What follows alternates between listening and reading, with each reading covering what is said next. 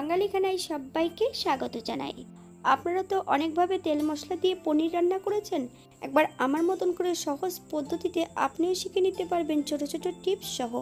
তবে আমি আজকে এখানে কিন্তু নামমাত্র তেল দিয়ে আর মশলা ছাড়া রান্না করব পনির।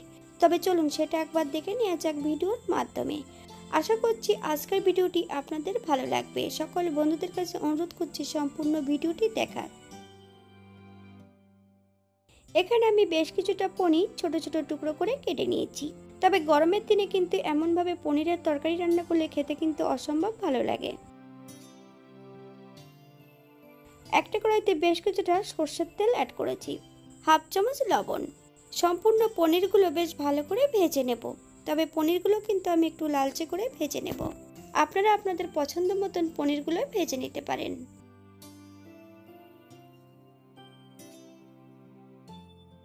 বাঙালি রান্না ঘরোয়া উপকরণ দিয়ে আপনাদের যদি রান্নাগুলো পছন্দ হয় তাহলে চ্যানেলটি সাবস্ক্রাইব করে দিয়ে পাশে থাকবেন। পাশে থাকা বেলটি বাজিয়ে দেবেন, নইলে নিত্য নতুন রান্নার নোটিফিকেশন পাবেন না।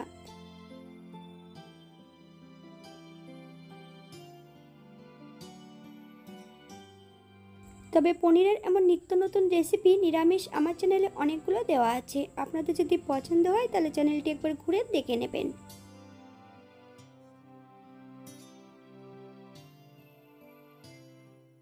এই পর্যায়ে সম্পূর্ণ পনিরগুলো ভাজা হয়ে গেছে। একটা পাত্রে বেশ কিছুটা দুধ আমি অ্যাড করেছি, সামান্য একটু লবণ অ্যাড করা আছে। এই পর্যায়ে আমি সম্পূর্ণ পনিরগুলো দুধের মধ্যে অ্যাড করে ঢাকা দিয়ে রেখে দেব। সামান্য একটু তেল অ্যাড করেছি কড়াইতে, ফোড়নে রেখেছি সাদা জিরে। জিরেটা ভাজা হয়ে গেলে একটা পাত্রে তুলে রেখে দেব।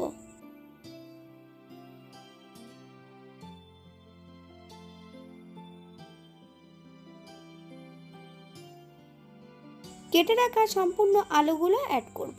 তবে আলু আর পনিরের সাইজটা কিন্তু আমি একই রেখেছি, আপনারা এর থেকে ছোট বড় করে কেটে নিতে পারেন। সামান্য একটু লবণ আর হলুদ গুঁড়ো দিয়ে আলুগুলো বেশ ভালো করে ভেজে নেব।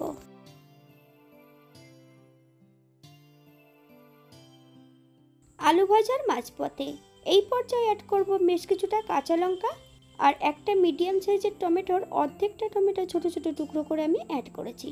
আপনারা যদি পছন্দ করেন তাহলে পরিমাণে বাড়িয়ে দিতে পারেন। যারা মশলা পছন্দ করেন তারা কিন্তু এই পর্যায়ে অ্যাড করতে পারেন।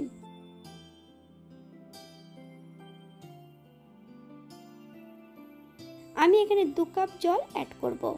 আপনাদের যতটা গ্রেভির প্রয়োজন আপনারা ততটা জল অ্যাড করতে পারেন। হাফ চামচ লবণ আর হাফ চামচ হলুদ গুঁড়ো। 4 থেকে 5 মিনিটের জন্য ঢাকা দিয়ে রেখে দেব যাতে আলুগুলো সেদ্ধ হয়ে যায়।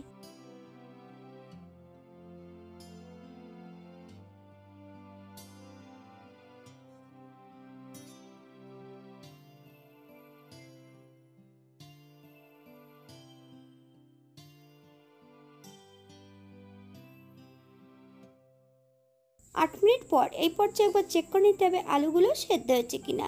দুধে ভেজানো সম্পূর্ণ পনিরগুলো অ্যাড করে দেব।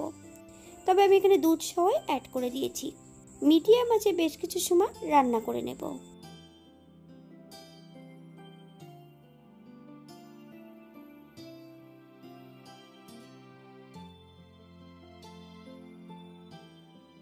এই পর্যায়ে অ্যাড করব ভেজে রাখা সম্পূর্ণ জিরে।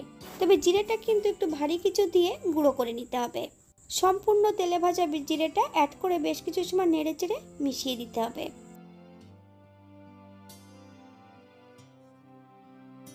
এক চামচ ঘি। আপনারা যদি চিনি পছন্দ করেন তাহলে এই পর্যায়ে অ্যাড করতে পারেন। তবে চিনি অ্যাড করলে কিন্তু 2 থেকে 3 মিনিটের মতন হাই ফ্লেমে রান্না করে নিতে হবে। গ্যাসের ফ্লেমটা অফ করে দিয়ে 5 মিনিটের জন্য স্ট্যান্ডিং টাইম দেব, তারপর সার্ভ করব।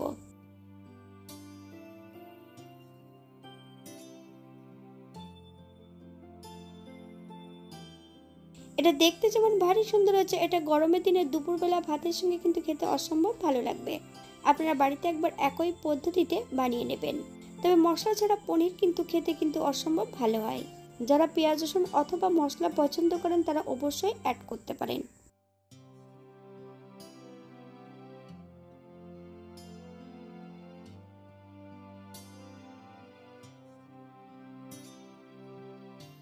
আজকের ভিডিওটি এই পর্যন্ত। সবাই সুস্থ থাকবেন, ভালো থাকবেন। অন্যদের নতুন রেসিপি নিয়ে আপনাদের সামনে আবার আমি হাজির হব। নতুন ও পুরনো সকল বন্ধুদের অসংখ্য ধন্যবাদ ভিডিওটি দেখার জন্য। হাতে যদি সময় থাকে তাহলে একটা লাইক, কমেন্ট, শেয়ার করবেন।